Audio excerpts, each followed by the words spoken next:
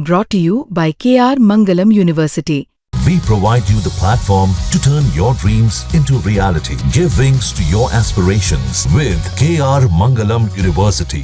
तो आदाब, नमस्कार, गुड इवनिंग, सत श्री अकाल। एक बार फिर आप तमाम लोगों का स्वागत है क्रैम तक की कहानी के इस एपिसोड में। उम्मीद है पूरी फैमिली अच्छी होगी, अपना और अपनों का ख्याल रख रही होगी।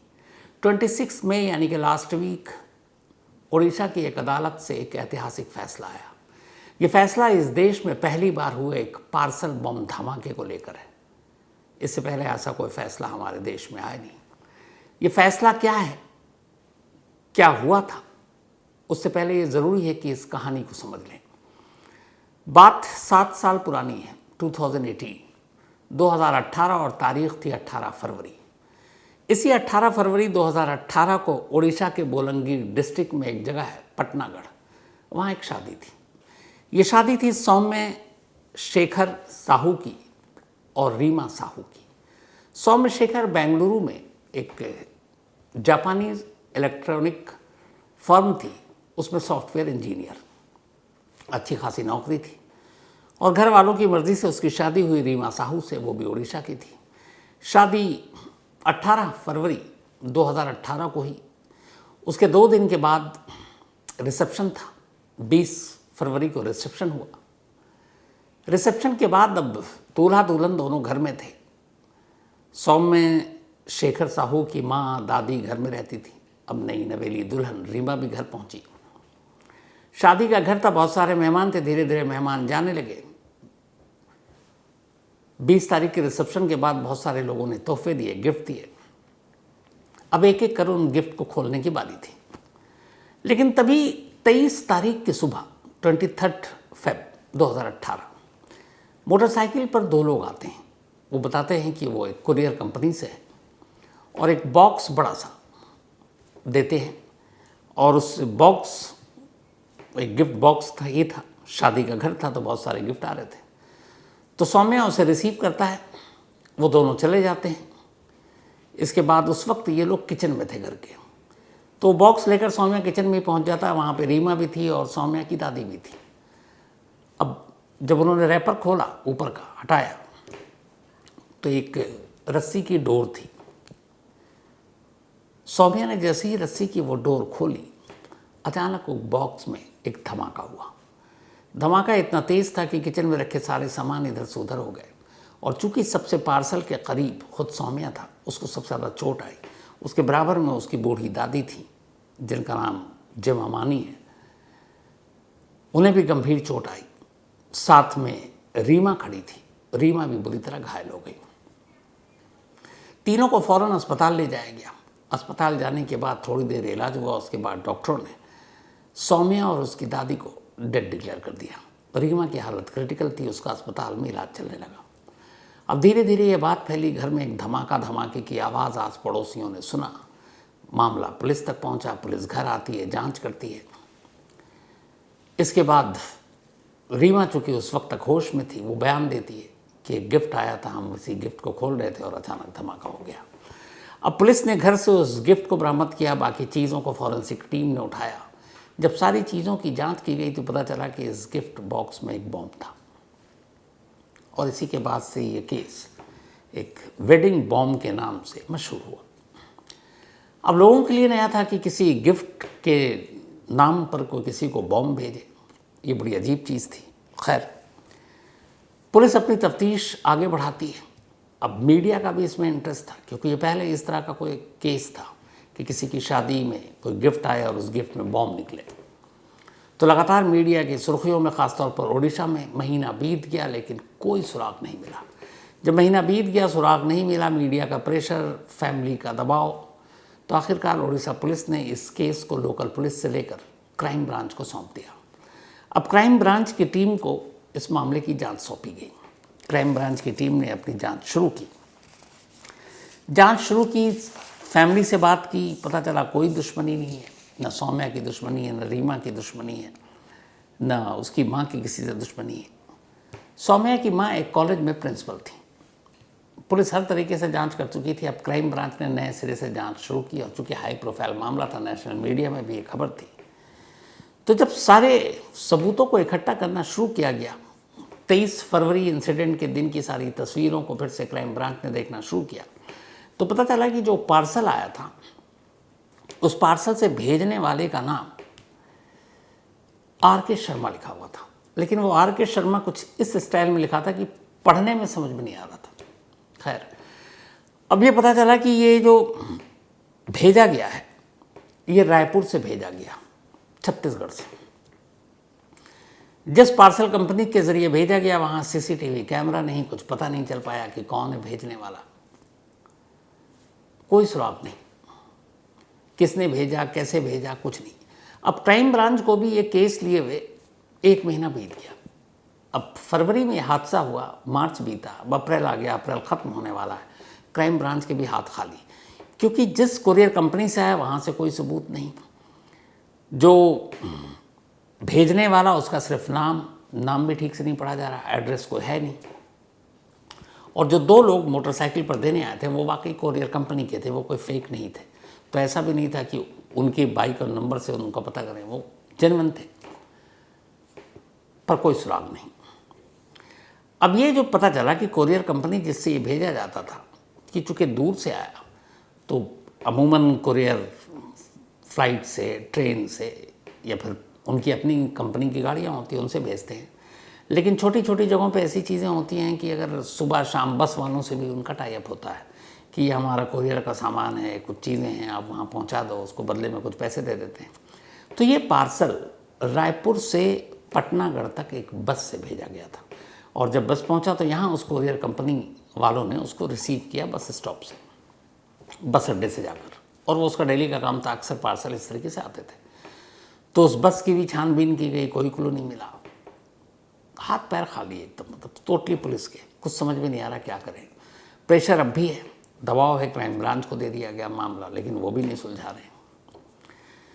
ये सब कुछ चल ही रहा था कि अप्रैल के महीने में अचानक क्राइम ब्रांच के जो हेड थे उनके दफ्तर में एक गुमनाम खत आता है।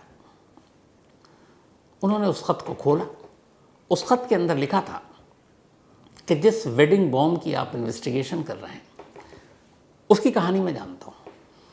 कहानी यह है कि जो सौम्या है जिसकी इस केस में मौत हुई ब्लास्ट में, उसने धोखा दिया किसी लड़की को।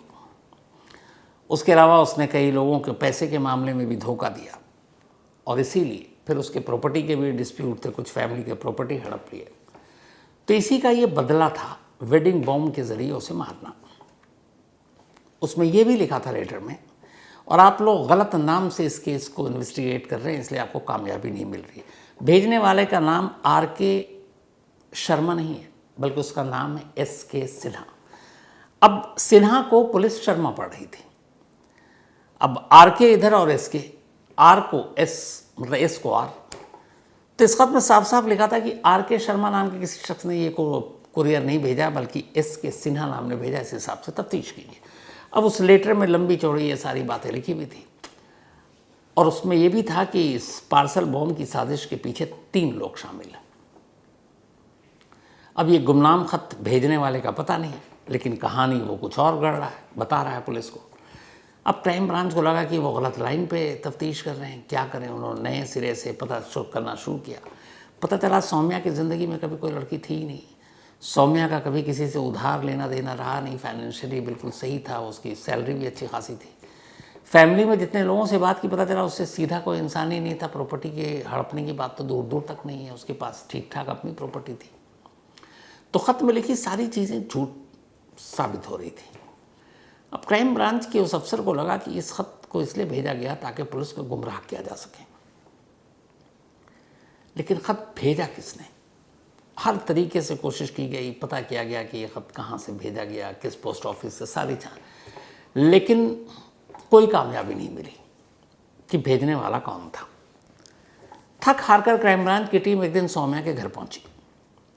घर पहुंचने के बाद यही सारी इन्वेस्टिगेशन चल रही थी कि अच्छा, किसी आप एस के सिन्हा नाम के शख्स को जानती हो, कभी कॉलेज में उसकी कोई गर्लफ्रेंड हो। ये अब ये पूछताछ कई बार हो चुकी थी। अब तक पुलिस उस लेटर के बारे में, जो गुमनाम खत था, सौम्या की फैमिली को नहीं बता रही थी। अब रीमा भी लगभग ठीक हो चुकी थी।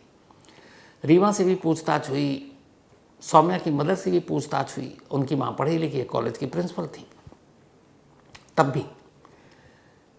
तो माँ को डाउट हुआ, उन्होंने कहा बार बार क्यों पूछ रहे हैं ये कि उसकी ज़िंदगी में कोई लड़की थी, कोई पैसे का धोखा किया, प्रॉपर्टी हड़पी। आप पूरे ख़ानदान से हमारे बात कर चुके, पड़ोसियों से मिल चुके, रीमा उसे कब से जानती है, शादी से पहले दोनों एक दूसरे के दोस्त थे। आप ये क्यों केस को कहीं और ले जा रहे हैं? तब क्राइम ब्रांच के उस अफसर ने पहली बार उनकी माँ के सामने खुलासा किया कि असल में अब तक की तफ्तीश में तो कुछ मिला नहीं, हम ये सब इसलिए आपसे पूछ रहे हैं कि हमारे दफ्तर में एक गुमनाम ख़त आया और उस ख़त में ये सारी चीज़ें लिखी। माँ ने कहा मैं यकीन नहीं करती। उन्होंने कहा अच्छा मैं आपको दिखाता हूँ। अब वो लेटर उसकी माँ के सामने रख दिया गया। कहा गया कि ये है वो गुमनाम ख़त जिसमें ये सारी कहानी लिखी थी और इसी में इस कत्ल का जो है वो मोटिव भी लिखा हुआ था। अब उनकी माँ ने वो लेटर पढ़ा। जब वो लेटर पढ़ना शुरू किया तो एक जगह एक लाइन देखकर वो चौंक उठी। वो एक ऐसी लाइन थी जो इस पूरे केस को कहीं का कहीं ले गई। असल में जो वो लेटर था, जब उन्होंने पढ़ा तो एक कोट अनकोट एक शब्द लिखा हुआ था और वो शब्द था कंप्लीटिंग द प्रोजेक्ट। फिर उन्होंने आगे बढ़ा तो देखा कि लेटर में एक और जगह कोट अनकोट करके लिखा हुआ और वो था अंडरटेकिंग द प्रोजेक्ट। अब जब उन्होंने ये दो शब्द पढ़े तो सौम्या की माँ चौंक उठी। पुलिस वाले ने पूछा कि क्या आप इस लेटर को जानती हैं, कौन किया? अच्छा, वो हैंड रिटन लेटर था, टाइप किया हुआ नहीं था। अब उनकी माँ ने उस लेटर को दोबारा पढ़ा। दोबारा पढ़ने के बाद उन्होंने कहा कि मैं इस हैंड राइटिंग को जानती हूँ और ख़ास तौर पर इस हैंड राइटिंग में मैं थोड़ा सा कंफ्यूज भी हो जाऊँ, लेकिन ये जो लाइन है कंप्लीट द प्रोजेक्ट या कंप्लीटिंग द प्रोजेक्ट, ये हमारे कॉलेज में एक शख्स लिखा करता है और ये उसका मतलब इंग्लिश का वो प्रोफेसर है और वह आम तौर पर ये ज़रूर यूज़ करता है अपने हर दूसरे तीसरे नोट में कंप्लीटिंग द प्रोजेक्ट और इन्वर्टेड कॉमा में कर देता। इस लेटर में भी ये लाइन, उसके बाद एक जगह अंडरटेकिंग द प्रोजेक्ट। अब उन्होंने कहा कि उसकी हैंडराइटिंग लगभग ऐसी ही है, लेकिन हैंडराइटिंग ना भी हो तो ये कोट सिर्फ वही यूज़ करता है ज़्यादातर हर नोट में। अब पुलिस को पहली बार मिला कि भाई ये कौन है। तब उन्होंने बताया कि इसका नाम है पुंजीलाल मेहरा। तो पूछा गया क्या पुंजीलाल मेहरा से आपकी कोई दुश्मनी है? सौम्या की माँ ने कहा नहीं, हमारी तो कोई दुश्मनी नहीं है। तो उन्होंने खैर उसके बारे में और पूछताछ की कि क्या था।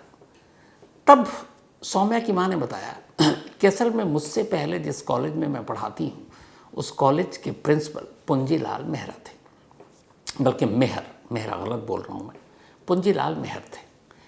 लेकिन कॉलेज में कुछ ऐसी कंप्लेंट्स आई, कुछ और चीज़ें हुई, पुंजीलाल मेहर को हटाकर उन्हें प्रिंसिपल बना दिया गया, यानी सौम्या की माँ को। तो थोड़ा बहुत तो गुरेज और ये सारी चीज़ें होती हैं, दिल में लगती है बात। अब यहाँ पे एक मोटिव मिला पुलिस को पहली बार कि एक शख्स जिसको हटाकर सौम्या की माँ को प्रिंसिपल बनाया गया। अब पुलिस ने खामोशी से मेहर के बारे में तफ्तीश शुरू की। फिर पता किया कि 22 तारीख को वो कुरियर डिलीवर किया गया था, 23 को घर मिला रायपुर। तो क्या रायपुर में इसकी मौजूदगी थी? उसके मोबाइल के सारे जो डेटा थे, उसके टावर के उस दिन कहाँ कहाँ था, ढूंढा गया। पुलिस नाकाम और हैरान, उसकी मौजूदगी रायपुर में थी ही नहीं। वो तो पूरे दिन यहीं शहर में था, पटनागढ़ में। अब पुलिस हैरान कि अगर ये नहीं था तो फिर कुरियर किसने भेजा? लेकिन हैंडराइटिंग मिल रही थी। माँ के बयान के आधार पर पुलिस ने अब पुंजीलाल मेहर को दोबारा पूछताछ के लिए बुलाया और पूछताछ करने के बाद उसे हिरासत में ले लिया। फिर अपने तरीके से पूछताछ हुई और थोड़ी देर बाद मेहर ने सच्चाई उगल दी। उसने एक्सेप्ट किया कि उसी ने वो वेडिंग बॉम्ब सौम्या के घर पर भेजा था। उसने ये भी एक्सेप्ट किया कि उसकी सौम्या से कोई दुश्मनी नहीं थी, उसकी बीवी रीमा से कोई दुश्मनी नहीं थी, बल्कि वो तो सौम्या की शादी में भी शामिल हुआ था और सौम्या के अंतिम संस्कार में भी शामिल हुआ था, क्योंकि उसकी माँ का कुलीग था। तो फिर उसने क्यों किया? उसने कहा कि इस फैमिली को मुझे एक सबक सिखाना था। सौम्या की माँ की वजह से ही मेरी प्रिंसिपल की कुर्सी छिन गई और उस दिन से ही मैंने तय किया था कि इस परिवार में कोई खुशी मैं नहीं देख पाऊंगा। तो जब शादी होने वाली थी, पूरा घर खुश था, तभी मैंने सोच लिया था कि इस घर की इस खुशी को सदमे में बदल दूंगा। फिर मैंने प्लान किया, मैंने सोशल मीडिया, इंटरनेट के ज़रिए बॉम्ब बनाना सीखा। दिवाली के सारे पटाखे लेकर आए, उसके बारूद निकाले, फिर ऑनलाइन बम बनाना सीखा, सुतली, धागा, ये सारी चीज़ें। फिर ये सब करने के बाद एक बॉम्ब तैयार किया। उसके बाद अब मुझे उसे पार्सल करना था, शहर से कर नहीं सकता था, तो मैं 200 किलोमीटर दूर गया। फिर वहाँ जब गया तो अपने घर पे जो मोबाइल था वो अपने घर पर छोड़ कर गया, क्योंकि मुझे मालूम था कि पुलिस मोबाइल से लोकेशन ट्रेस करती है। तो घर पे मोबाइल, बिना मोबाइल के गया। मुझे ये भी पता था कि टिकट खरीदने जाऊंगा तो काउंटर पे भी मेरी कल को शिनाख्त हो सकती है। तो मैं विदाउट टिकट वहाँ से रायपुर तक गया और विदाउट टिकट आया। ज़्यादा पकड़ा जाता तो टीटी को कुछ पैसे दे देते। तो टिकट भी इसलिए नहीं खरीदा ताकि कल को गवाही में सामने ना आ जाए बात। तो बिना टिकट के सफ़र किया। वहाँ जाकर एक पोस्ट ऑफिस भी वो चुना जहाँ CCTV कैमरा नहीं। वहाँ बॉम्ब पार्सल किया, कुरियर किया, पता लिखा, अपना नाम लिखा और लौट आया। उसने सारी कहानी बताई सिर्फ एक कुर्सी के लिए, एक बच्चे की माँ से बदला लेने के लिए, जिसकी शादी को सिर्फ 5 दिन हुए थे। 18 फरवरी को शादी हुई थी और 23 फरवरी को ये गिफ्ट खोला था। मतलब अभी शादी के तोहफे भी पूरी तरह खुले नहीं थे। 5 दिन के अंदर उस घर का वो चिराग बुझ गया। साथ में उसकी दादी, जिनकी उम्र करीब 75-80 साल थी। इंसान बदला लेने के लिए किस हद तक जा सकता, वो भी किस बात का बदला। तो खैर, उसकी इस गवाही के बाद वो पकड़ा गया। हैंडराइटिंग जो वो लेटर था वो उसके खिलाफ एक अहम सबूत साबित हुआ। फिर ये मुकदमा चला 18 से 7 साल तक पटनागढ़ की ज़िला अदालत में, और आखिरकार 26 मई को ज़िला अदालत ने अपना फैसला सुनाया। ये इस देश में किसी पार्सल बॉम्ब या इस तरीके के वेडिंग बॉम्ब पर सुनाया गया पहला फैसला है। कोर्ट ने पुंजीलाल मेहर को सौम्या और उसकी दादी के कत्ल का गुनहगार मानते हुए लाइफ इम्प्रिजमेंट, उम्र कैद की सज़ा दी। यानी जब तक वो जिंदा है उसकी पूरी उम्र कैद रहेगी, वो बाहर नहीं आएगा। हालांकि वकील ने सरकारी मांग की थी डेथ पेनल्टी की, लेकिन कोर्ट की नज़र में ये रेयरेस्ट ऑफ रेयर केस नहीं था।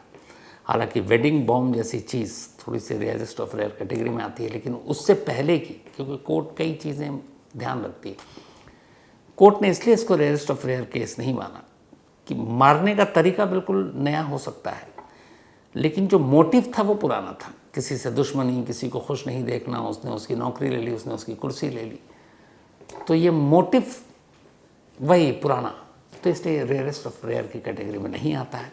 और इसीलिए पुंजीलाल मेहर को ताउम्र कैद की सज़ा सुनाई गई। तो ये थी आज की कहानी। कहानी ख़त्म करूँ ही अपना सिलसिला। आज टीना प्रमोद चंद्रा, इनका बर्थडे है, तो हैप्पी बर्थडे टीना। और ये मनमोहन मथारू जी की वाइफ हैं और ऑकलैंड से हैं, तो हैप्पी बर्थडे टीना जी। साथ ही रुद्रा का भी आज बर्थडे है, तो हैप्पी बर्थडे रुद्रा। और ये स्वरा एंड किरण, इनके बेटे हैं, हैप्पी बर्थडे रुद्रा। इसके अलावा दुष्यंत गावड़िया, इनका भी आज जन्मदिन है, तो हैप्पी बर्थडे दुष्यंत। गोविंद कुशवाहा, इनका भी आज बर्थडे, हैप्पी बर्थडे गोविंद जी। और ये भेजा सिमरन कुशवाहा ने है। अब्दुल खादिम, इनका भी आज बर्थडे है, हैप्पी बर्थडे अब्दुल खादिम। और ये रेहाना जी के हस्बैंड हैं। सरबजीत सिंह, इनका भी आज बर्थडे है, तो हैप्पी बर्थडे सरबजीत साहब। और ये भेजा है परमिंदर सिंह ने। अजहर सुलेमानी, इनका भी आज बर्थडे है, तो हैप्पी बर्थडे अजहर। और भेजा है नूर अहमद ने। इसके अलावा जयदेव शिंदे, इनका भी आज जन्मदिन है, तो हैप्पी बर्थडे जयदेव भाई।